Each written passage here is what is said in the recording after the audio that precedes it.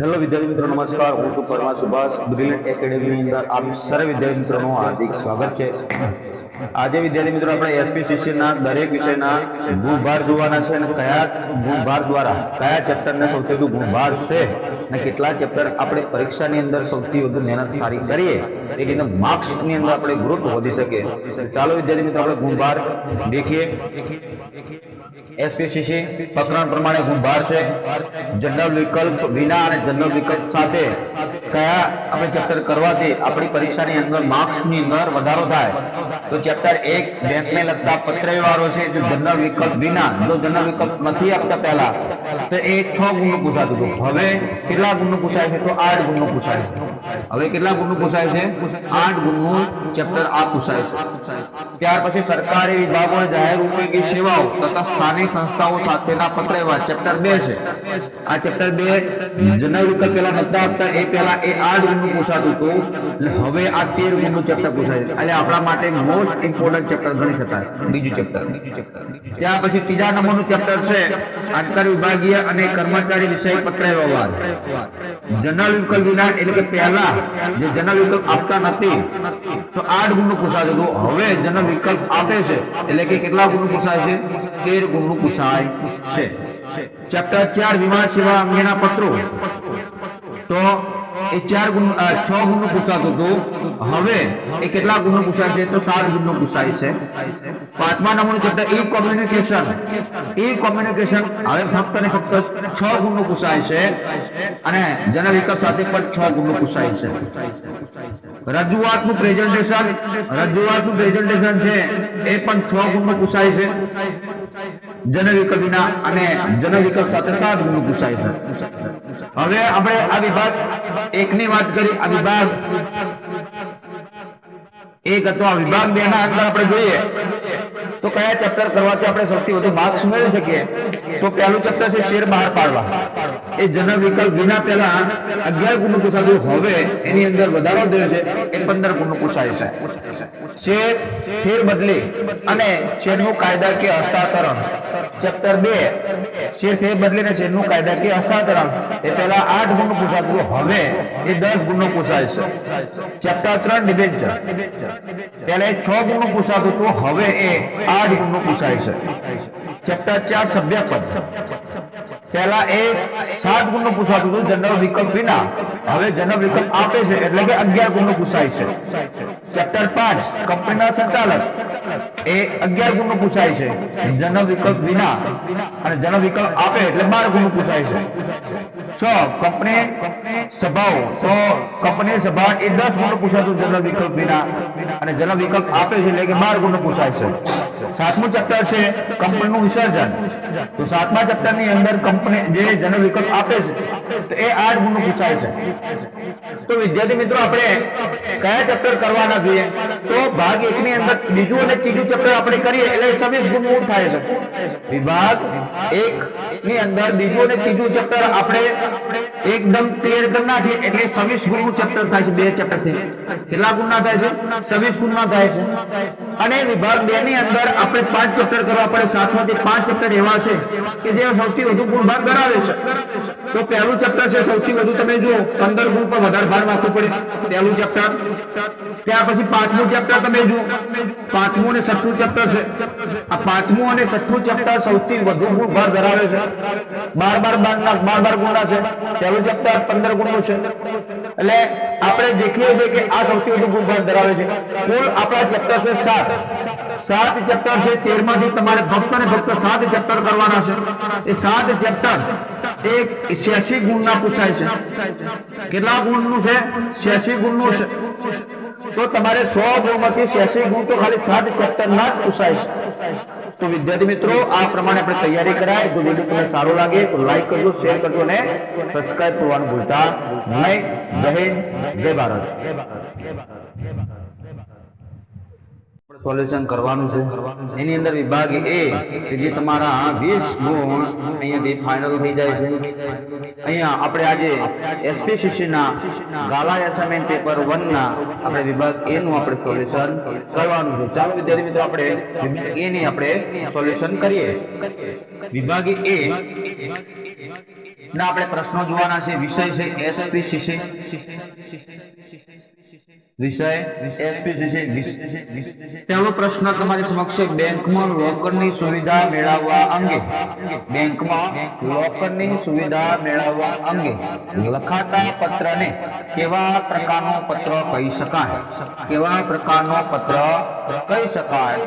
તો એનો સાચો આન્સર છે તો બેંકમાં લોકરની સુવિધા મેળવવી, બેંક પાસે આપણે વિનંતી કરીએ છીએ તો વિનંતી પત્ર આવે। તમારો સાચો જવાબ આવે વિનંતી પત્ર। કયો આવશે? વિનંતી પત્ર। અગ્નિશામક દળની સેવા એ કેવી સેવા કહી શકાય? અગ્નિશામક દળની સેવા એ કેવી સેવા કહી શકાય? તો ખાનગી, જાહેર ઉપયોગી, સરકારી કે અર્ધ સરકારી? તો તમારો સાચો આન્સર છે જાહેર ઉપયોગી સેવા। કઈ કહી શકાય? જાહેર ઉપયોગી સેવા। નિયુક્તિના પત્રમાં અંતમાં શું પાઠવવામાં આવે છે? જ્યારે તમને કોઈ નિયુક્તિ આપે છે અંતે તમને બધા શું પાઠવતા હોય છે? શુભેચ્છા, અભિનંદન, સ્મૃતિપત્ર કે લેખિત પરીક્ષાનું પરિણામ। તો તમારો સાચો આન્સર છે શુભેચ્છા। શું પાઠવે છે? શુભેચ્છા। આરોગ્ય સાથે સંકળાયેલી વીમા પોલિસીને કયા નામથી ઓળખવામાં આવે છે? આરોગ્ય સાથે સંકળાયેલી વીમા પોલિસીને કયા નામથી ઓળખવામાં આવે છે? જીવન વીમો, મેડિક્લેમ વીમો, સામાન્ય વીમો કે પાક વીમો? તો તમારો સાચો આન્સર છે મેડિક્લેમ વીમો। કયો વીમો આવે? મેડિક્લેમ વીમો। ECS નું પૂરું નામ, ECS નું પૂરું નામ શું છે? 5મા નંબરનો પ્રશ્ન છે। ECS નું પૂરું નામ શું છે? Electronic clearing system, B electronic clarifying system, C electronic cash services અને ડી ઇલેક્ટ્રોનિક ક્લિયરિંગ સિસ્ટમ। તો તમારો સાચો આન્સર છે ડી ઇલેક્ટ્રોનિક ક્લિયરિંગ સિસ્ટમ। પ્રેઝન્ટેશનમાં કોણ કેન્દ્ર સ્થાને હોવું જોઈએ? જ્યારે તમે પ્રેઝન્ટેશન કરો છો એની અંદર કેન્દ્ર સ્થાને કોણ હોય છે? પ્રેક્ષકો, અધિકારીઓ, નેતાઓ કે રજૂઆત કરતાઓ? તો કોણ કેન્દ્ર સ્થાને હોય છે? પ્રેક્ષકો। તમારો સાચો આન્સર છે એ પ્રેક્ષકો। 7મા નંબરનો પ્રશ્ન છે કયા દસ્તાવેજ દ્વારા જાહેર ભરણા માટે આમંત્રણ આપવામાં આવે? કયા દસ્તાવેજ દ્વારા જાહેર ભરણા માટે આમંત્રણ આપવામાં આવે છે? તો આવેદન પત્ર દ્વારા, વિજ્ઞાપન પત્ર દ્વારા, નિયમ પત્ર દ્વારા કે નોંધણીનું પ્રમાણપત્ર દ્વારા? 7માનો આન્સર જવાબ છે વિજ્ઞાપન પત્ર દ્વારા। શું આવે? વિજ્ઞાપન પત્ર દ્વારા। 2 હપ્તા વચ્ચેના સમયગાળાને ઓછામાં ઓછો કેટલો હોવો જોઈએ? 2 હપ્તા વચ્ચેનો સમયગાળો છે એ ઓછામાં ઓછો કેટલો હોવો જોઈએ? 1 માસ, 2 માસ, 3 માસ કે 4 માસ? 8માનો સાચો આન્સર છે 1 માસ। કેટલો હોવો જોઈએ? 1 માસનો હોવો જોઈએ। ત્યાર પછી ત્યાગપત્ર શેની સાથે સંકળાયેલ છે? ત્યાગપત્ર શેની સાથે સંકળાયેલ છે?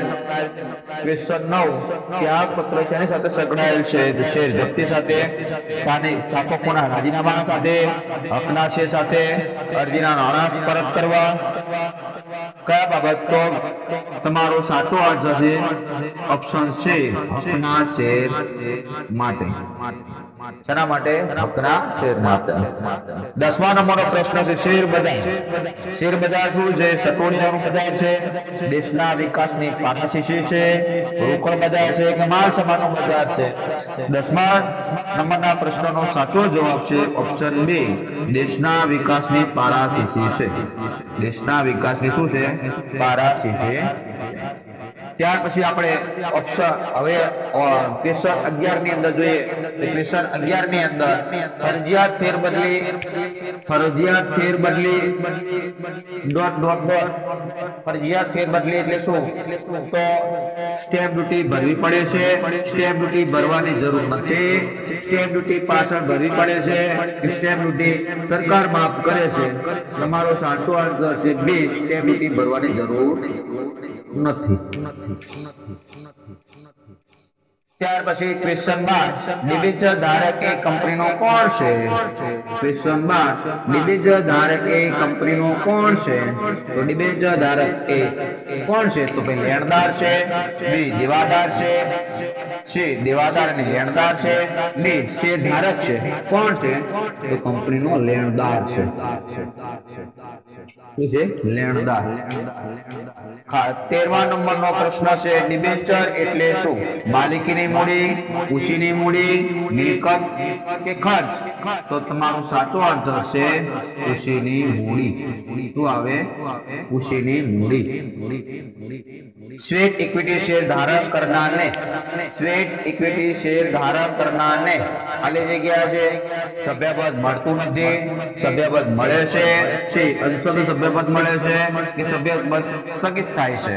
તો તમારો સાચો આન્સર છે ઓપ્શન બી, સભ્યપદ મળે છે. સભ્યપદ મળે છે.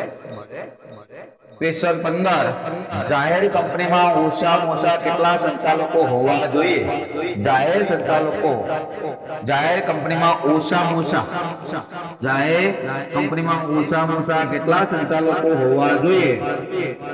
Option A 2, option B 4, option C 3, option D 5. તો તમારો સાચો આન્સર છે option C 3. Option C 3. Question 16 managing ડિરેક્ટરની નિમણૂક એકી સાથે કેટલા વર્ષ માટે કરી શકાય? મેનેજિંગ ડિરેક્ટરની નિમણૂક એકી સાથે કેટલા વર્ષ માટે કરી શકાય છે? તો ઓપ્શન એ 3 વર્ષ માટે, ઓપ્શન બી 4 વર્ષ માટે, ઓપ્શન સી 5 વર્ષ માટે, ઓપ્શન ડી 7 વર્ષ માટે. તો તમારો સાચો આન્સર છે ઓપ્શન સી 5 વર્ષ માટે. કેટલા વર્ષ માટે? 5 વર્ષ માટે. 17મો બે વાર્ષિક સાધારણ સભાઓ વચ્ચે કેટલા માસથી વધુનો સમયગાળો ન હોવો જોઈએ? બે વાર્ષિક સાધારણ સભાઓ વચ્ચે કેટલા માસથી વધુ સમયગાળો ન હોવો જોઈએ? એ 15 માસ, બી 12 માસ, સી 18 માસ, ડી 24 માસ. તો તમારો સાચો આન્સર છે એ 15 માસ. એ શું આવશે? 15 માસ. 18મા નંબરનો પ્રશ્ન છે ખાસ ઠરાવની તરફેણમાં ઓછામાં ઓછા કેટલા સભ્યો બહુમતી આવશ્યક છે? ખાસ ઠરાવની તરફેણમાં ઓછામાં ઓછા કેટલા સભ્યોની બહુમતી આવશ્યક છે? એ 75%, બી 51%, સી 65%, ડી 40%. તમારો સાચો આન્સર છે એ 75%. કેટલા આવે? એ 75%. ક્વેશ્ચન 19 કંપની ધારાની જોગવાઈ અનુસાર કંપની કઈ સભા બોલાવવી ફરજિયાત છે?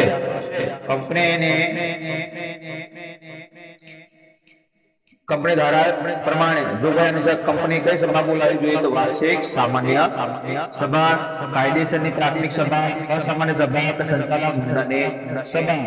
તો તમારો સાચો આન્સર છે વાર્ષિક સામાન્ય સભા બોલાવવી ફરજિયાત છે. 20મા નંબરનો પ્રશ્ન છે સદ્ધરતાઓનું જાહેરનામું કોણ તૈયાર કરે છે? સદ્ધરતાનું જાહેરનામું તો સંચાલકો દ્વારા, લેણદાર દ્વારા, સભ્યો દ્વારા કે અદાલત દ્વારા? તો કોણ આવે? સંચાલકો દ્વારા.